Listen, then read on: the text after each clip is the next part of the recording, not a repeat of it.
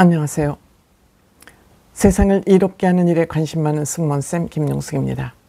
셀럽 병사의 비밀, 이찬원 씨가 지금 진행을 하고 있기 때문에, 공동 MC로 진행을 하고 있기 때문에 그냥 습관적으로 보게 됩니다만, 이번 주에는 참 흥미로운 사람이 소개가 됐습니다. 다름 아닌 전 세계의 여성들이 사랑하는 세계에서 가장 유명한 디자이너 샤넬, 코코 샤넬에 대한 편이 진행이 됐습니다. 세계적으로 유명해지기까지는 정말 인생에 많은 우여곡절을 겪지 않으면 유명해지지 못하는 것 같습니다. 그만큼 정신력이 강했기에 세계에서 자기 이름을 남기고 간 코코 샤넬. 코코 샤넬은 87세 1971년도에 사망을 했습니다. 정말 세계적으로 많은 사랑을 한 남자 편력이 많은 그런 유명한 디자이너라고 평하는 게 좋을 것 같습니다. 이찬원 씨, 코코 샤넬을 배신한 남자 얘기가 나올 때, 코코 샤넬을 배신하고 다른 여자와 정략 결혼을 하게 됐다는 그러한 얘기가 소개되는 장면에서는 이런 쓰레기라고 흥분을 했습니다.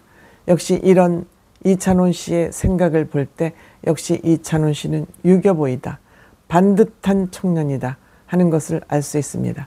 이런 일에 극도로 흥분하는 것, 내 일이 아니고 남의 일에도 이렇게 극도로 흥분하는 것은 옳고 그름의 판단력이 분명한 이찬원의 외침이 아닐까 이렇게 생각됩니다.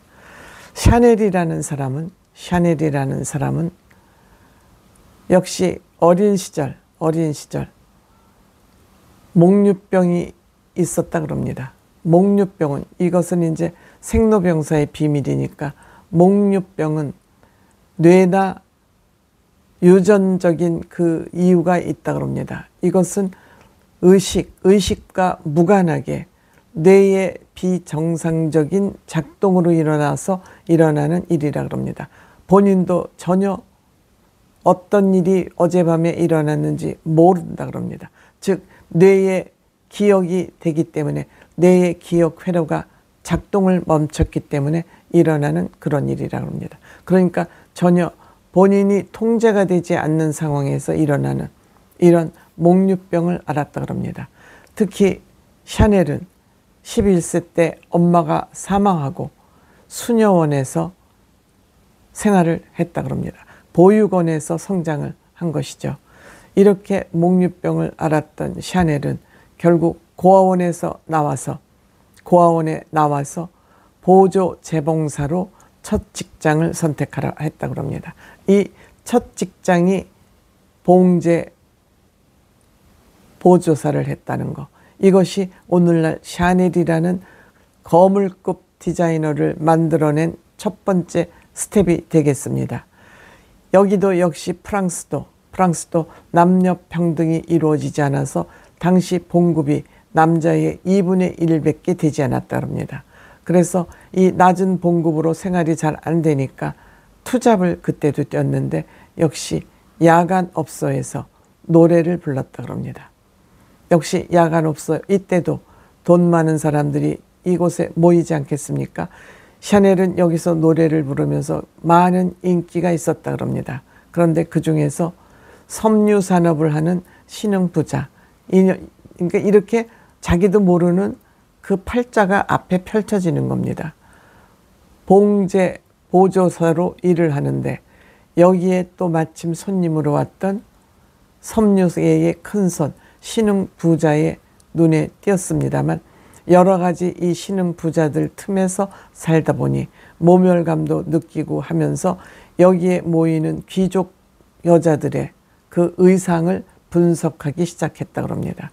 그러면서 여기에서 나는 모자를 만들어 봐야 되겠다 하면서 세련되고 우아한 모자를 만들면서 이것이 어느 정도 히트를 하기 시작을 해서 모자 가게를 하나 만들어 달라 그랬더니 거절을 당했다 그럽니다.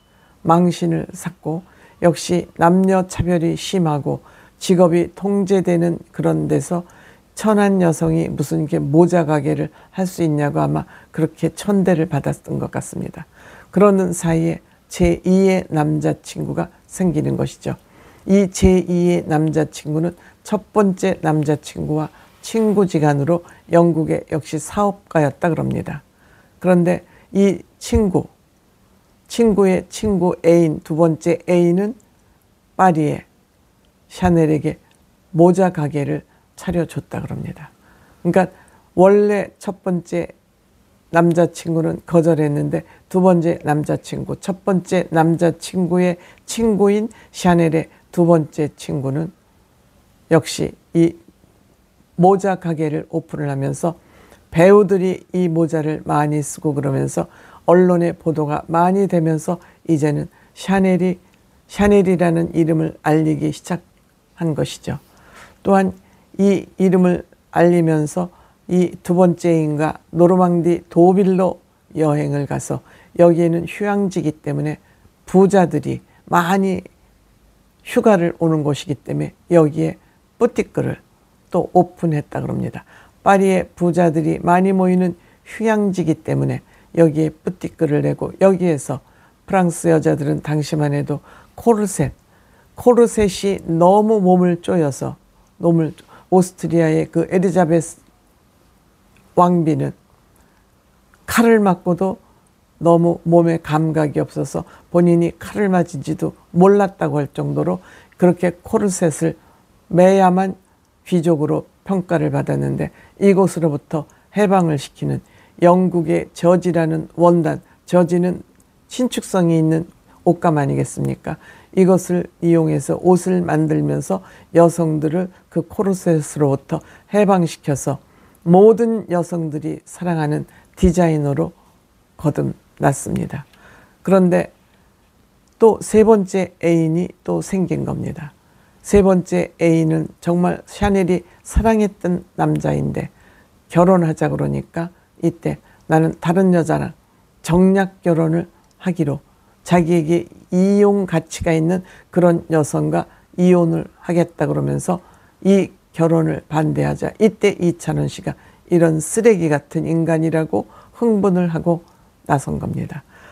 샤넬은 이 남자를 얼마나 사랑했는지 즉 불륜 관계를 유지한 것입니다. 그런데 이 남자가 교통사고로 갑자기 사망을 하면서 검은 옷을 입고 검은색 인테리어를 하는 둥 너무 사랑한 나머지 거기서 빠져나오지 못했는데 또 세 번째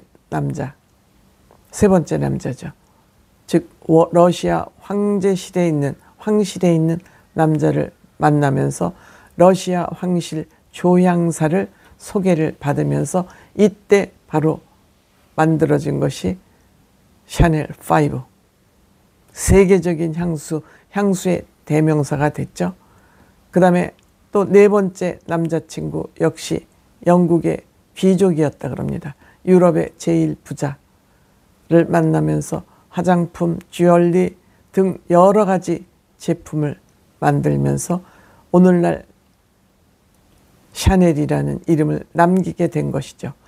샤넬이 이렇지만 또 정치적으로 나치 독일 히틀러와 연관이 됐다는 간첩이라는 그런 누명을 쓰면서 스위스로 망명할 수밖에 없었고 정치에 휘말리면서 스위스로 망명할 수밖에 없었고 스위스에서 망명하다 다시 프랑스로 돌아와서 활발하게 활동을 하면서 샤넬백, 지금 세계적인 여성이 좋아하는 그 샤넬백, 옛날에는 그 파티 때 드는 그 백에서 체인을 달아서 여자들의 손을 자유롭게 쓸 수 있도록 하는 그런 디자인을 하면서 오늘날 그 샤넬 다이아몬드 누비백이죠.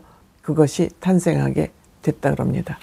그럼에도 불구하고 샤넬은 일 중독에 빠져서 샤넬은 일요일이 싫다고 그러지 않았습니까? 자기는 일요일이 돌아오는 것이 제일 두렵다. 일을 할 수 없기 때문에. 이렇게 일 중독에 빠져서 70세까지 일을 하고 몰핀 중독, 담배 중독으로 건강은 엉망진창이 된 것이지요.